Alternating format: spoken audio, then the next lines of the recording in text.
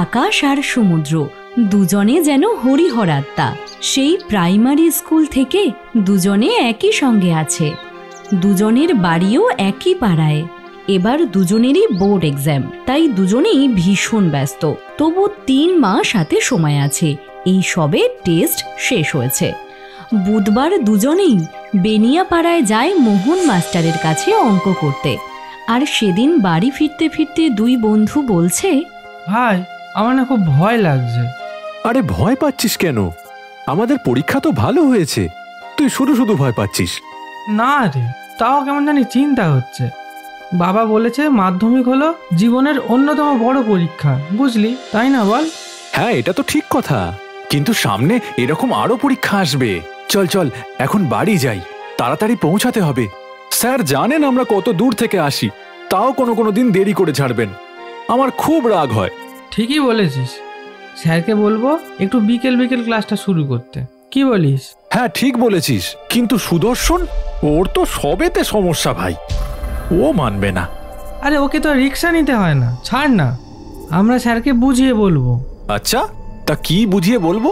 এই সমু। হ্যাঁ কি হলো? সামনে এত ভিড় কেন? হ্যাঁ তাই তো, ভিড়ই বটে, চল গিয়ে দেখি। আরে সমুদ্রের জেদের কারণে আকাশকেও যেতে হলো, কিন্তু তারপরেও তারা বুঝতে পারল না আসলে কি হয়েছিল। তবে মনে হচ্ছিল কোনো অ্যাক্সিডেন্টের ঘটনা এটা। সমুদ্র সামনের একটি চায়ের দোকানে জিজ্ঞাসা করে, কাকা কি হয়েছে, এত ভিড় কেন? আর বলো নি গো, ড্রাইভারগুলা সব নেশা করে গাড়ি চালাবে, তাইতেই তো এইসব বিপদ। একটা লরি উল্টেছে, তাই সব গাড়ি টাড়ি বন্ধ। কি গাড়ি বন্ধ? মানে অটোও চলছে না কোনো? আরে না গো, তার কি বলছি খোকা, ঘন্টাখানেক হলো কোনো গাড়ি এদিকে আসছে নি, বুঝলে, অবরে চলতেছে। মানে এখন বাড়ি যাবো কি করে? তা তোমাদের বাড়ি কোথায়? আমরা বেনিয়াপাড়া যাব। বেনিয়াপাড়া?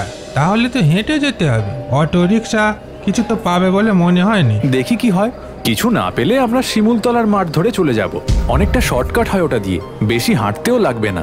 শিমুলতলা? এই এত রাতে? আরে কাকা, এখনো অতটা রাত হয়নি, সবে তো 10টা বাজে। আমরা চললাম কাকা। আচ্ছা ঠিক আছে, সাবধানে যাও।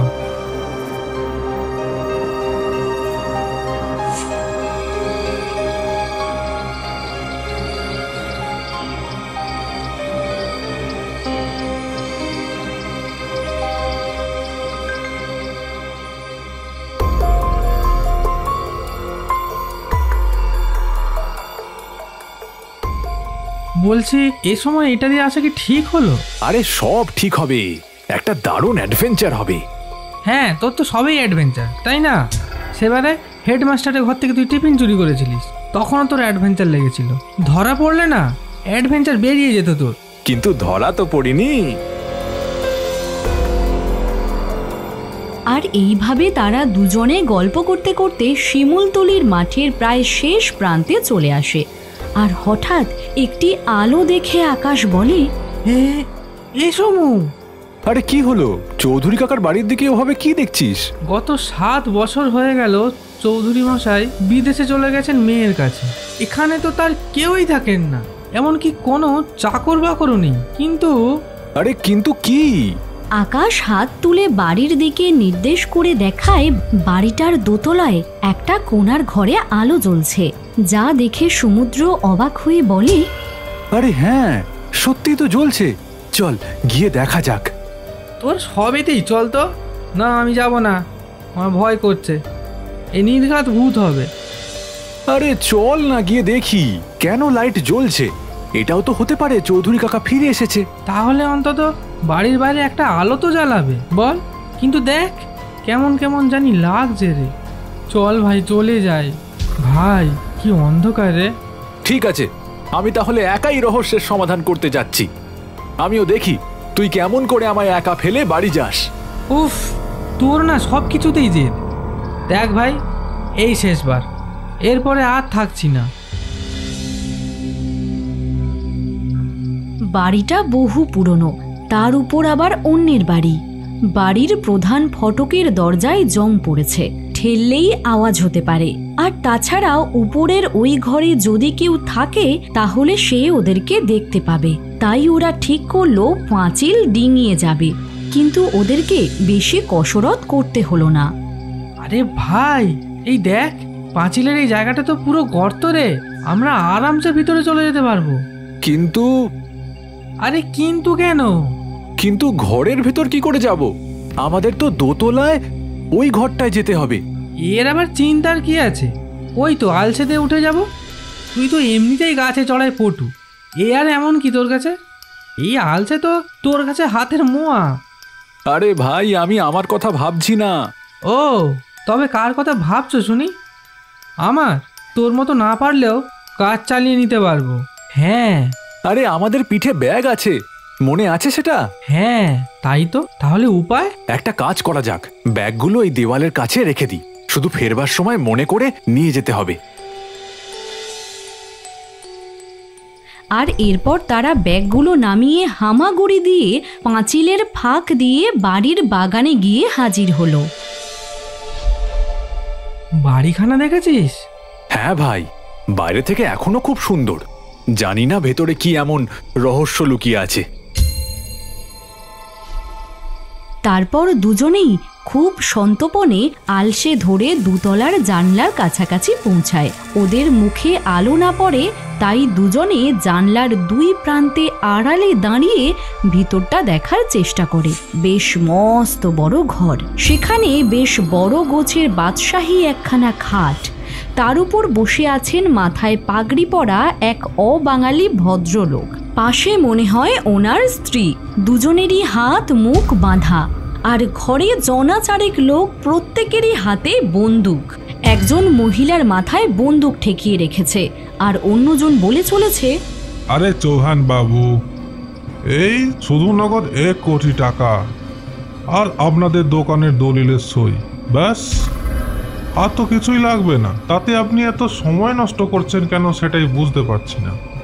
সইটা করে দিলে তো আর এত কষ্টও পেতে হয় না। কি বলেন? সইটা করে দিন তাড়াতাড়ি।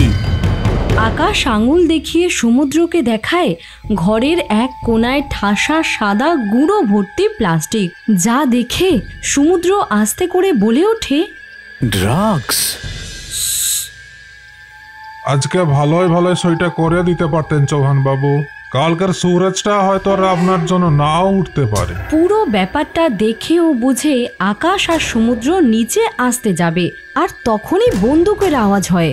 আর ভয় পেয়ে উঠে ডাল সামলাতে না পেরে আকাশ ধপ করে পড়ে যায়। এই কে রে? এই কে রে? যা দেখ গিয়ে।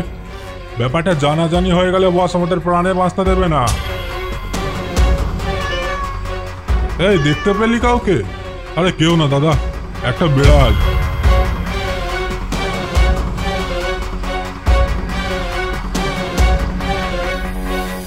কি ব্যাপার রে, এত রাত হলো কেন? আর এমন খুঁড়িয়ে খুঁড়িয়েই বাহারছিস কেন? বলছি, আগে বাবাকে ডাকো। আকাশ তখন চৌধুরী বাড়ির সব কথা তার বাবা আর মাকে বলে। বাবা, তুমি এক্ষুনি পরিমল কাকাকে খবর দাও। কাকাকে বলো যেন বেশি দেরি না করে, কালকের মধ্যেই যেন ফোর্স নিয়ে হাজির হয়ে যায়, না হলে ওরা মারা যাবে। আকাশের বাবা মা দুজনেই অবাক হয়ে আকাশের দিকে তাকায়। বেশি দেরি করো না বাবা, আজ রাতেই সবটা করতে হবে।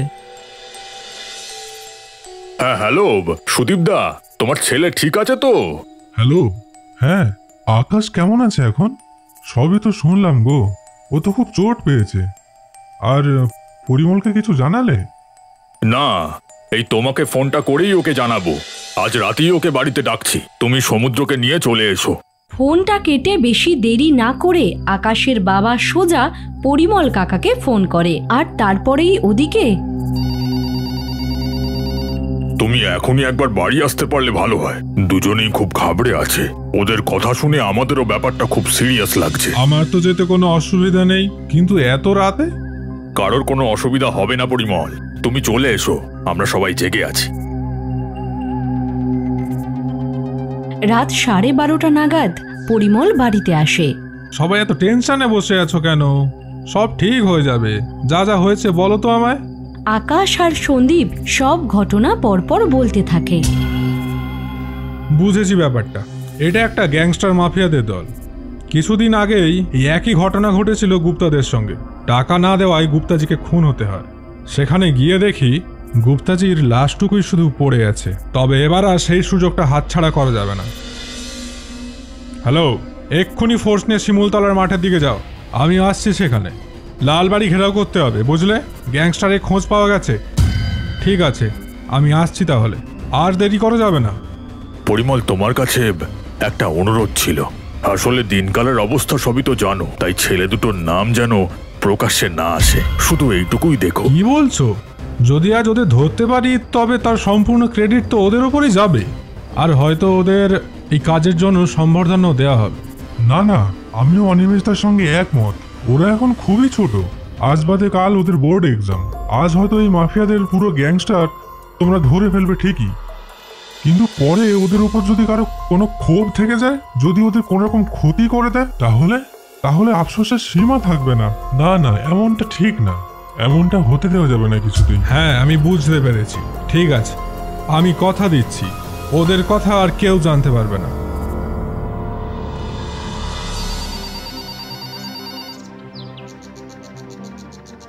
তোমার বাবাকে ফোনটা দাও।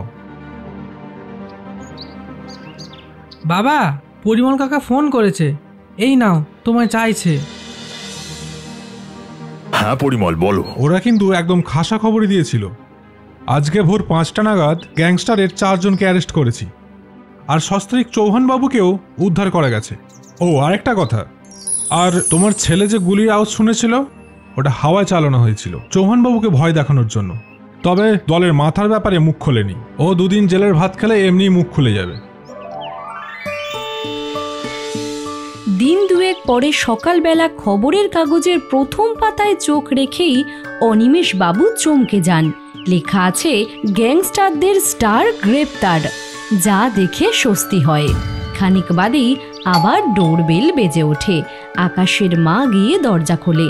পরিমল এসেছে, একদম সাধারণ পোশাকে। সাথে আরো একজন কিছু গিফট নিয়ে এসেছে। গিফটগুলো আকাশকে দিয়ে বলে, সামনেই তোদের এক্সাম, আগে সেটা দিয়ে নে ভালো করে, কারণ আমার তরফ থেকে রাজস্থান ট্যুর তোলা রইল।